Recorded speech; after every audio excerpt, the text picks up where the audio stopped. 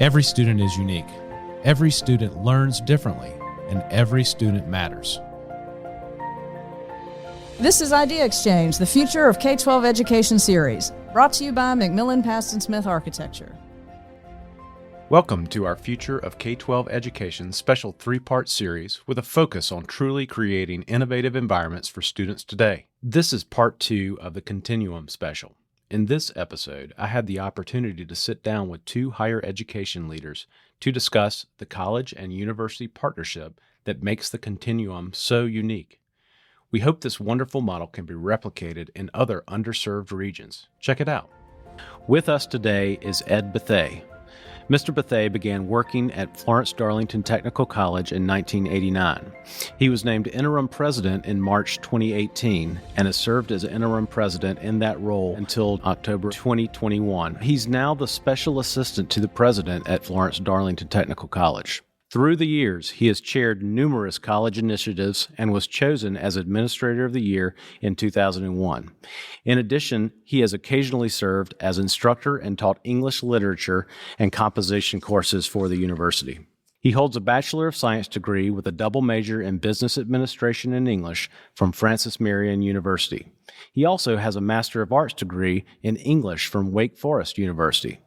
He won the Greater Florence Chamber of Commerce Public Servant of the Year Award in 2020. Ed, great to see you. As we've been talking, you've been serving as the interim president as of late. You were involved with the Continuum project as it was ultimately planned, constructed, and occupied. It's clear that that's a really good public-private partnership now on this side. But take me back to the beginning. You know, how did this transformational project really become something that came to fruition one day? What was your perspective on that? Well, Florence-Darlington Technical College has had a campus in Lake City for many years. It was limited, mainly offering general education courses to the public, but very limited. And we really started. Well, Darla Moore came to the table and brought her resources to the table that really changed everything. But we were looking to, teach technical courses here. But as you know, technical courses are very expensive to start up because there's a lot of equipment that has to be purchased and all those types of things. And really, the lower part of Florence County was not being served very well because they're 45 minutes from the main Florence-Darlington Tech campus, and just a lot of things were, not going well for this part of the county. But when we started this, we really decided to offer technical programs as well as the general education and the dual credit, dual enrollment courses for the high schools. So the high schools were very interested in moving forward. With the dual credit, dual enrollment, and with technical education that's both dual enrollment and dual credit. So what we did is we put together a partnership. Really, it was really instigated by Darla Moore to bring the technical college and the senior 4-year institution both to the table at the same time. And we came to the table and we really kind of hammered out a program that really improves access to education for this part of the county. The high school students now have general education, liberal arts type courses, but they also have technical courses. The Darla Moore Foundation built 4 technical labs in this building. There's a 5th one that we can convert to, a technical space. We're teaching HVAC. We're teaching industrial maintenance. We're teaching welding. We have plans for teaching electricity. All those courses are vital to the economy. And really what can happen is a lot of the people don't come for a course, actually, or for one of those programs. They come to get just enough education to get into the workforce. Right. Because the industrial maintenance program, if they get 15, 18 hours in that program, they go to the workforce. They may come back later to graduate. Because well, sure, and that's an interesting point too, because I think probably what you saw was a need for a program and just an underserving of that need in this area. Is that an accurate kind of depiction of it? That's very accurate. There was no way for the high schools in the lower part of Florence County, because they're a long way from any educational institution, be it Florence-Darlington Tech or Francis Marion University. They would have to travel, but we have it right here, and it can be seamless education. I mean, our ultimate goal is to have this go from high school, dual credit, dual enrollment to, either baccalaureate education, or they would go first to, they would get an associate degree or something like that, or a certificate, and then go on to Francis Marion to get a bachelor's degree. Well, and that's so interesting too, because you and I were talking before this interview about the changing environment of college education today, and it is changing a lot. In fact, enrollment has shifted around from college to technical college, and being offered more at the high school level, at least through those dual credit programs too. Well, it is. Mm-hmm. I mean, really. The pandemic was very difficult. Was a difficult time, and it hurt enrollment at four-year institutions and at technical institutions. Probably hurt the technical institutions or the community colleges even more than the four-year institutions. So it's it left a void for the or a dearth of students for the businesses and industries and everything, because there were fewer students, but. We were growing before the pandemic, and we kind of stayed steady during the pandemic, and now we're starting to move upward again. I think this is this site here is huge for the lower part of Florence County, and it is. It brings all the educational resources of Florence County from 45 minutes away to Lake City. And it makes a huge difference for those students. Oh, that's great. All our programs, the high school students are coming in dual credit, dual enrollment to try to get the first, maybe 4 courses, maybe 6 courses, according to how they don't usually start into 10th grade, but they can get at least 4 courses to 6, potentially 6 courses while they're in high school to go on to get out of Florence-Darlington Tech earlier. Sure. And they take dual enrollment, dual credit, liberal arts courses that also transfer to to help them get out earlier, or to go to Francis Marion and have a head start. Well, that's so beneficial for parents and folks that want to go to college, but at the K-12 level, to really get those credits earlier, spend less time at college or university before they get on into the workforce. And it's much cheaper. And we can offer the technical for free for 6 hours. If they'll take 6 hours, it's all free. Right. And books are paid for, no tuition. They just have to enroll. Sure. And they are taking advantage of that. Mm-hmm. And there are a lot of options even when they get to our campus or to Francis Marion's campus to continue having help with tuition. So what are some of the programs? You mentioned a few of them. What are some of the highlights of the programs that you guys are in connection with this facility, with the Continuum with? Well, the welding program is a huge program that we have here because, welders are needed everywhere. We have most of the industries here. A lot of the Honda, which is in Florence, they need welders all the time. Just many of our local industries need welders, so they're coming to that program. We have 10 welding booths now. We're going to have 20. Miss Moore's building, just doubling the number so we can really, double the output of every class. And we teach, multiple classes. We're also starting to offer these technical programs not only to the high schools as dual credit, dual enrollment programs, but offering it to the people who are just in the general public here that just want to take welding and don't want to drive to Florence. Now they can't get it paid for, like the high school students can, but they can take it here. Sure, yeah. But a service again that was not there previously. Not available. You had to go to Florence. Right. You had to drive 45 minutes 2 ways. So. And that's that partnership that all three institutions have: Darla Moore, Florence-Darlington Technical College, Francis Marion, and of course the school districts, the local school districts here.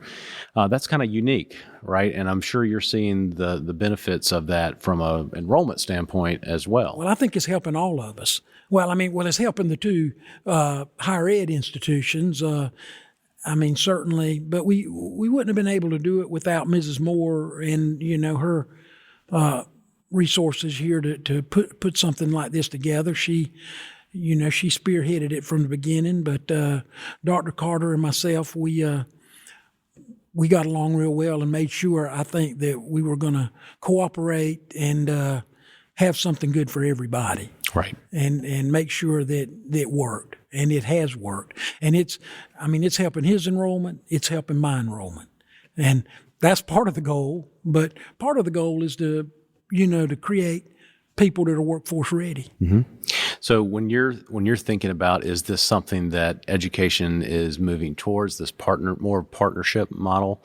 Is this something that can be replicated? Well, this is something that can be easily replicated. And there are many places, especially in a rural state and a rural southeast, where it could be. But as far as I know, it's a very unique place at this point.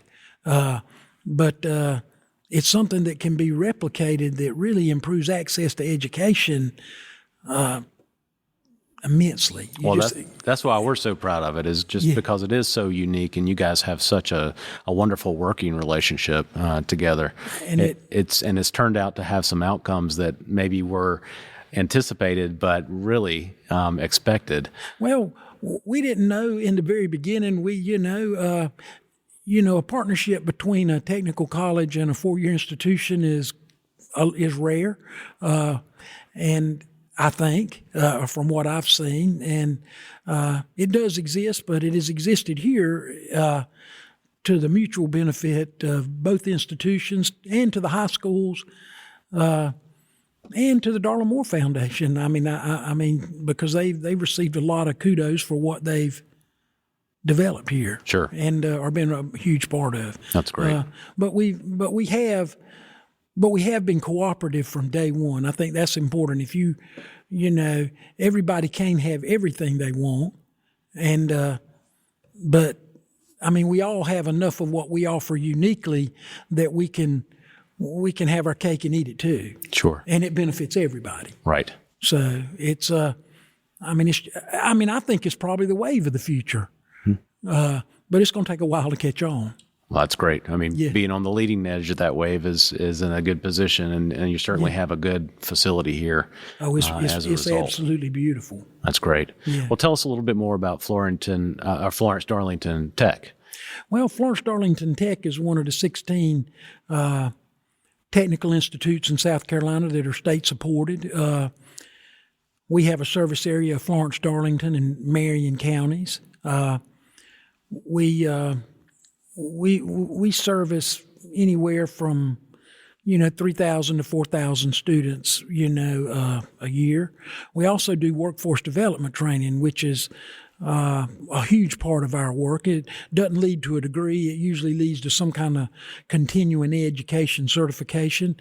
And we do some of that here at the Continuum, which is like CNA programs, various health programs, phlebotomy, things like that, but also truck driver training we do a lot of, just workforce development training that puts somebody after 6 weeks or 8 weeks or 10 weeks into a job that they can make a living at. And it is kind of a stackable certification.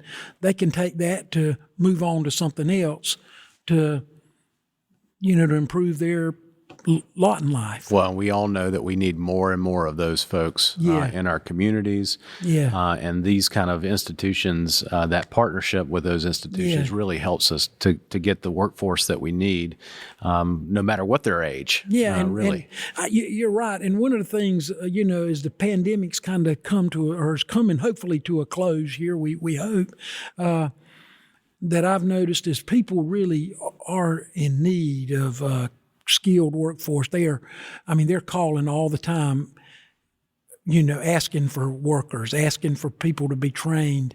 And I mean, they're willing to pay them well. They're willing to, to encourage them in any way.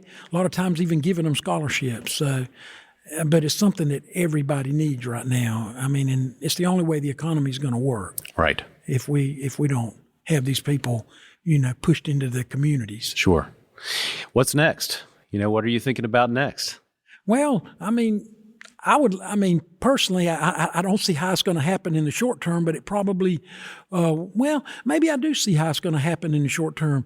We are talking to some other communities about replicating something similar, but I think it'll be done with state appropriations, that the state legislature may give us, some money or appropriate some money to build something similar to this, maybe in another part of our service area, because our service area is very rural. And a lot of times it's, people are 30, 40 minutes from campus. And there's a large part of the, population. Like in Florence County, for example, the population center is really toward this southern end of the county, whereas everything else is in the northern end of the county. Sure. And we have some other of our service areas where there's a population area that's a long ways away from where the campus is. And that's wonderful. Yeah, and a lot of the things, a lot of our stuff can't be taught a lot of times online or with video instruction or internet instruction, because it's hands-on technical training. And they have to go to a site. You have to have a lab. Right. A very sophisticated lab to train them to do what they need to do for business and industry. You can't just show them. Right. You have to actually do it. You have to do it. Right. That's so important. And a lot of people, that's how they learn. That's what they want to do. I mean, that's how they need that anyway. Right. And, so it's very important. Well, I'm just so excited about this facility, and thank you for all the work that you've done in partnership with everyone else here. It is a fantastic facility, and I really do hope that it is the wave of that future, the leading edge of that wave. It's going to be a wonderful day when we see more programs like this. So thank you for your time this afternoon. I look forward to talking with you again soon. Well, I was glad to be here. It's been fun. Great. Thank you so much. Thank you, too. Dr. Fred Carter is the president of Francis Marion University in South Carolina and has presided over a period of exceptional growth at the university in terms of both programs and facilities. He's also currently the longest serving university president in the state of South Carolina. FMU has consistently been ranked among the best colleges in the region by U.S. News and World Report. It has been honored as a great college to work for 7 straight years in a row, and has been recently recognized as one of the 50 most affordable colleges in America. In his career, Dr. Carter has been recognized by the National Governors Association, the American Association for University Professors, and the South Carolina Chamber of Commerce, among many other organizations in our area and nationally. Dr. Fred Carter joins us today to discuss a significant educational model embodied in a new facility in Lake City, South Carolina, known as the Continuum. Dr. Carter, thank you for joining us. Thank you. My pleasure being here. Wonderful to see you. The Moore Foundation, Francis Marion University, Florence-Darlington Technical College, and numerous local school districts really came together to develop the Continuum project. It's clearly evident today that this was a successful public-private partnership. Take us back a little bit, though. What were some of the goals, as you see them, that really developed this facility to where it is today? Sure. One of the things that we had a clear sense of when we began these discussions, maybe 3.5 years ago, maybe closer to 4, was the fact that we wanted to eliminate some of the clear separarization between tech and Francis Marion University, between any university and a technical college, in terms of giving students options, okay?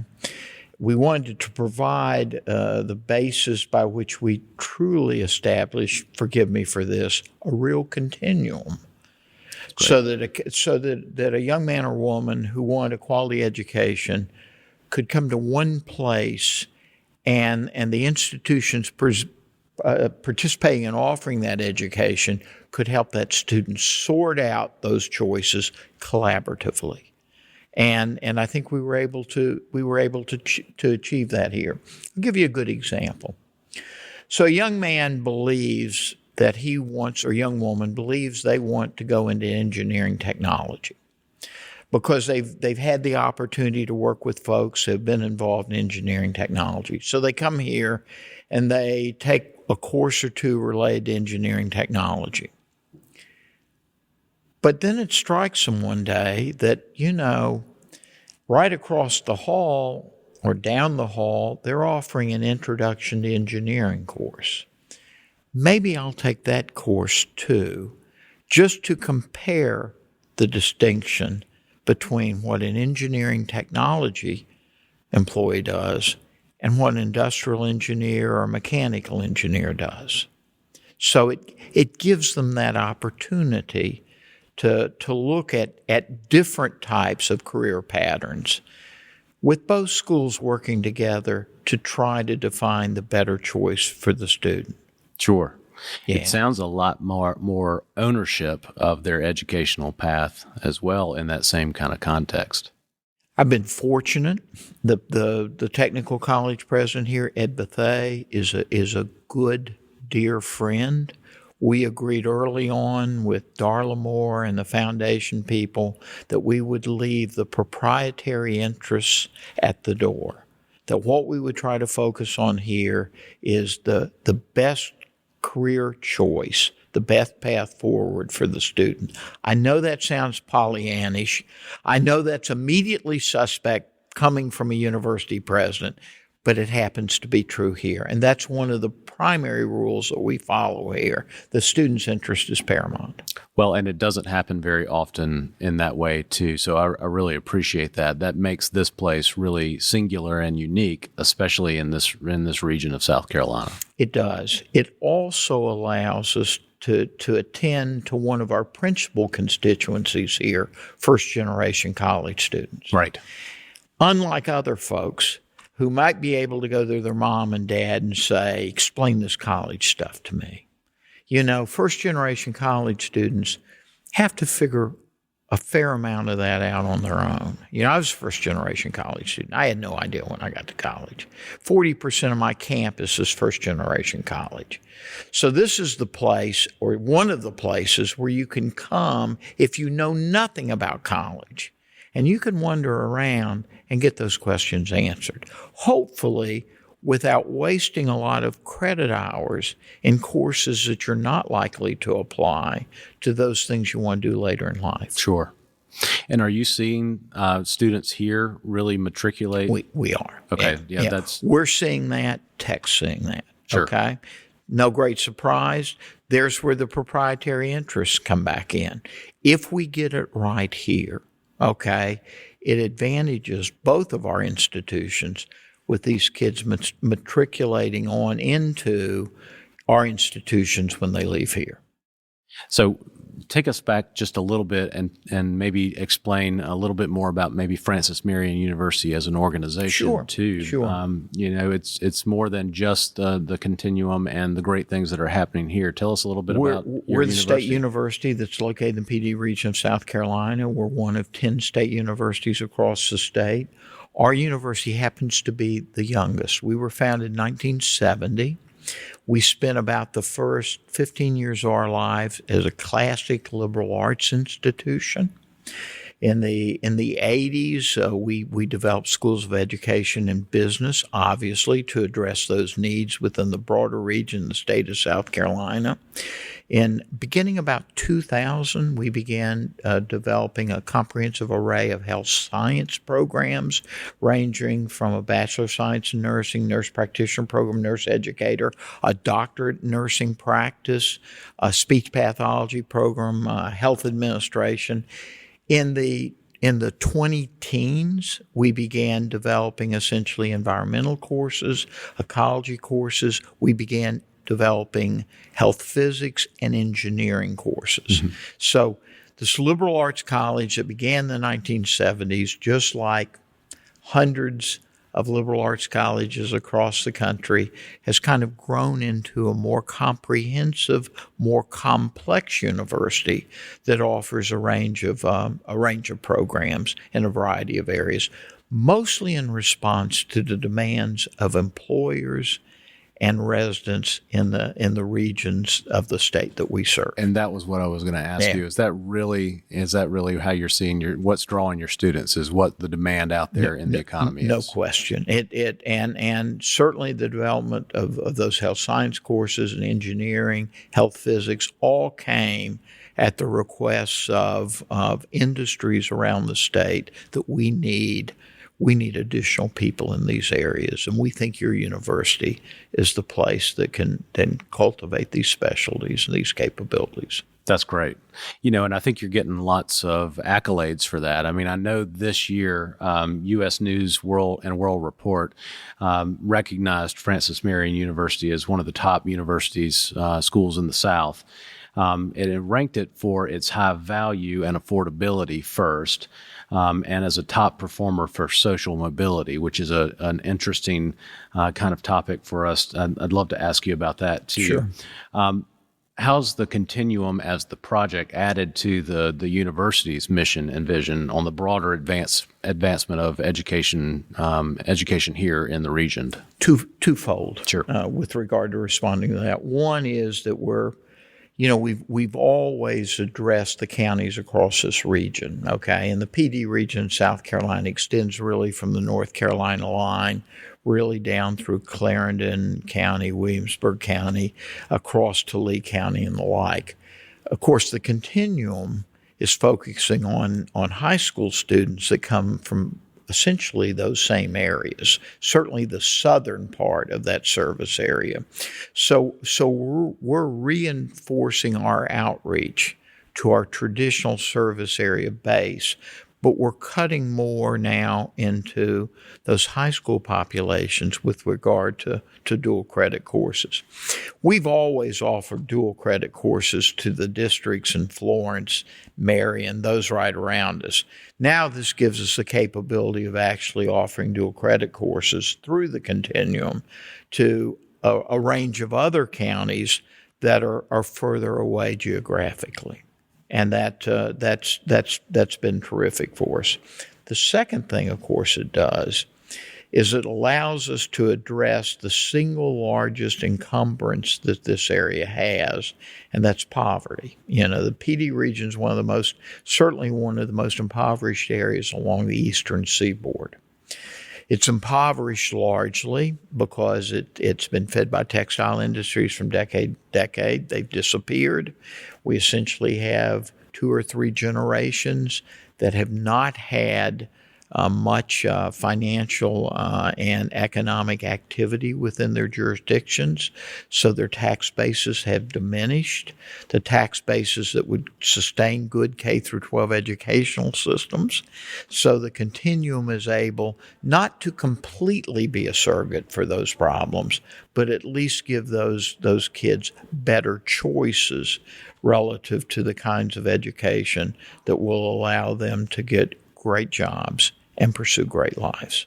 Well, and that's so interesting too. So if I understand it, then you're able, because of the partnership, to really leverage your offerings and reach further into this entire area. Yeah, we've drawn those collegiate populations in the past. Now the Continuum gives us the ability to reach inside those high schools and offer the dual credit courses.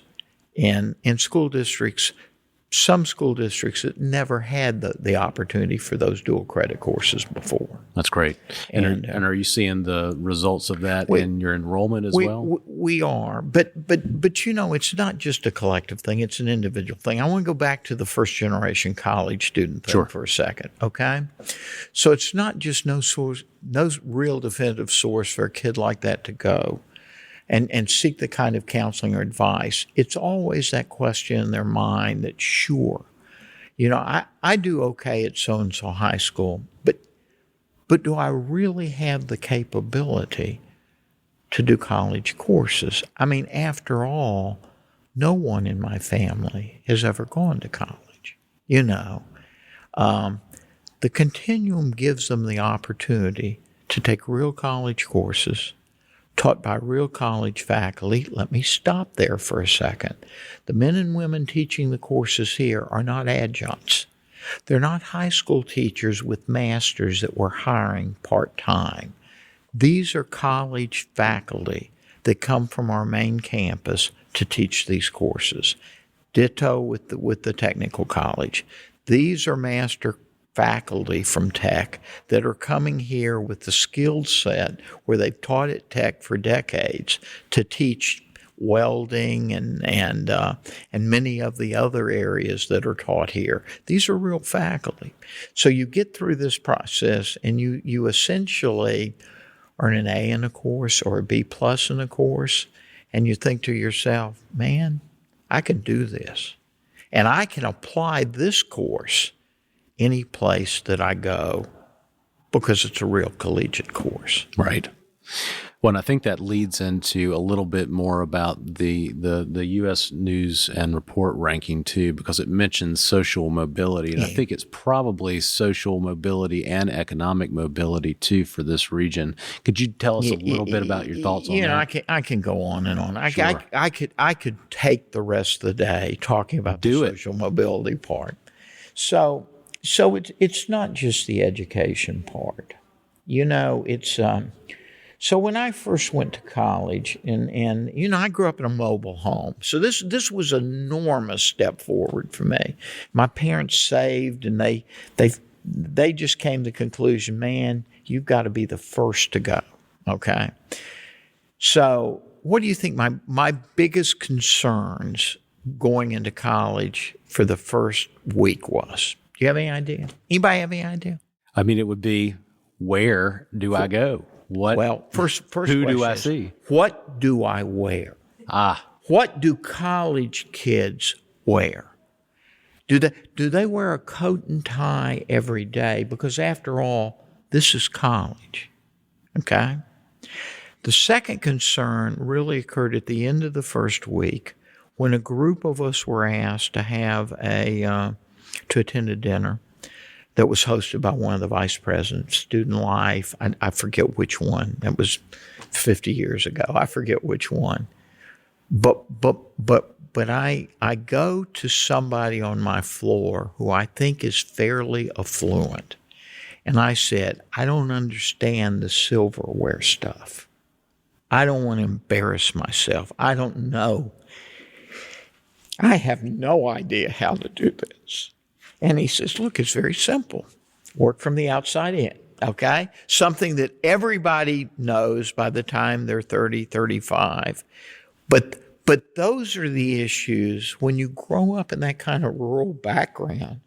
And those are the issues that hound you. It's not just a question of academic success. It's the question of, my mom and dad want me to change the nature of the Carter family. They want us to be something we've never been before. Man, I got to figure out some way to do that, but I got to figure out how to get the information to be able to do that, So this is part of that. I mean, listen, here, these men and women attending the Continuum are taking college courses, okay? They're sitting across a wide, diverse range of students in each of these classrooms. Some come from more affluent school districts. Some come from very impoverished rural school districts. They're mastering the same kinds of skills, and they're getting good instruction, okay? In the process, they're interacting with one another. But they're interacting with one another in an environment in which they can go home at night and reflect and think about some of the lessons they've learned in that process. Man, there are many people in my business that would disagree with me on this. But I got to tell you, this social mobility stuff is half of it with regard to poor kids in this country who are trying to better themselves and better their opportunities in life. Yeah, everybody wants to be a neurosurgeon, okay? But let me tell you something. Getting to be a college graduate isn't a bad first step in that road, okay? That is fantastic news. And I think that's what makes this area and this facility and this program so very unique. It's powerful. Let me brag about my friend Darla Moore for a second, okay? You know, beyond all of this, I mean, it's great to have Bethea and Carter come down here frequently and say good things about the place. But when you've got the star power of Darla Moore, who comes in here and talks to these kids, and by the way, these are not occasional appearances, okay? Darla's heavily vested in the success of this continuum. Darla Moore is exactly the kind of kid that would have attended this kind of facility had it been here years ago when she was growing up in Lake City. So, you know, you get all that, and you also get the wonderful kind of reputational nudge of a Darla Moore being the not just the mentor, but being the sponsor of everything that occurs here. Yeah, it's a good deal. That's a great deal. And it's not lost on these kids. It's not lost. You ought to be here walking down the hall the first or second day the thing happens and watch one kid nudge another and point over there. And by the way, the point isn't, oh, there's Carter. There's Darla Moore. Right. There's Darla Moore. That's great. Yeah, it is great. It is great. So, and it says a lot about her. Sure. So this is, as you mentioned, you know, a unique circumstance where you don't have a lot of ego between the organizations. You have a really good champion with the Moore Foundation, of course. Is this something that you see replicatable in other places too? That's an interesting question. Okay, so let me tell you that what the rules are that Francis Marion and Tech have set in this process. The rules that we've said is we will do our best to break even on this. We're not looking to generate revenues out of this. For Francis Marion, we haven't reached that point yet. Okay, that we're putting more money into the operation and the classes and everything here that we're generating coming out relative to contract fees and other kinds of things. But both Ed and I have agreed that even when we reach the level, we keep those fees at the point at which there are no returns coming to either the institutions. The returns that will come to us down the road will be those men and women who may matriculate to our institutions for the next phase of their career. So the Darla Moore Foundation, their commitment to this whole thing is you get the facility. Okay, we're not going to charge you user fees on the facility. We're not going to charge you utilities or any of those things on the facility. And Darla has told both of us, you fill this up, you fill this place up, and I'll build you another one right next door. Okay? So from our standpoint, no debt service, no capital facility fees. We can, because we both committed early on that we're going to try to keep our fee structure as flat as possible and not derive additional revenues out of this, you can make the education eminently affordable for everybody who wants to come here. So those are the rules. It sounds like a lot of work, but I think it's significant in the fact that what it's produced as well. Here's the other thing that's amazing. So you look at doing this and you think, okay, so what faculty are going to want to come down and teach the course? The assistant untenured who get assigned to teach. That's not the case at all. I've got department chairs that are coming down to teach these courses because they enjoy working with these kids. And frankly, it's in a great facility. Sure. You know? So all those things that we thought would materialize or hoped would materialize have materialized with this. So we're ending our second year. We did very well with enrollments our first year. We did even better our second year in the midst of a pandemic, okay? And we're able to offer person-to-person courses, and they're going very, very well. And so far, I think it's played to pretty positive responses. You asked me a question that I haven't forgot. Can this be replicated in other places around the state? That's an interesting question. I think you can certainly get universities and technical colleges, particularly state universities, technical colleges, to come together to form this type of partnership. You do need a philanthropist. I mean, remember, you've got to get a building in this process. If you ask a university and tech to come together and build this building, the debt service from this building would essentially drive the costs of the requisite tuition to the level where many of these kids couldn't afford it. We had Darla willing to put $24-25 million into the building. You need that philanthropic aspect. And I have to say this, I don't mean this in any pejorative way, but there aren't a lot of Darla Moores in the state. There are a lot of wealthy people, but there aren't a whole lot of people that are willing to come and put $25 million into a building to educate first-generation college students in the middle of a rural area like Lake City. Well, they don't know about it until they see it in operation, and this is a wonderful facility to see exactly how those dollars would be spent in that public-private partnership in that way. Let me do one shout-out here. Sure. Molly Spearman, State Superintendent of Education, has been an enormous champion of this effort. And Molly has helped us with some additional support, but mostly what Molly has lent us is she's gone all over the state talking about, you ought to see what they do in Lake City. You ought to see what they do in Florence County with that continuum, because that's exactly the way that we get our rural areas in the state the kind of quality education that they're entitled to. That's fantastic. Well, Dr. Carter, thank you for joining us today. It's been wonderful and a pleasure to meet you and talk about this fantastic program that you and others currently are presenting to this area of South Carolina. And I just look forward to hearing more about it as it continues to develop. Thanks for having me on. Thank you. Have a good day. Thank you for joining us for this in-depth series exploring how this new type of school in Lake City, South Carolina is redefining education. Idea Exchange, the Future of K-12 Education podcast series is brought to you by McMillan Paston Smith. The K-12 studio at McMillan Paston Smith is focused on helping schools prepare future-ready students. Have a question for me or a topic you'd like to address? Please complete the contact form listed in the episode description.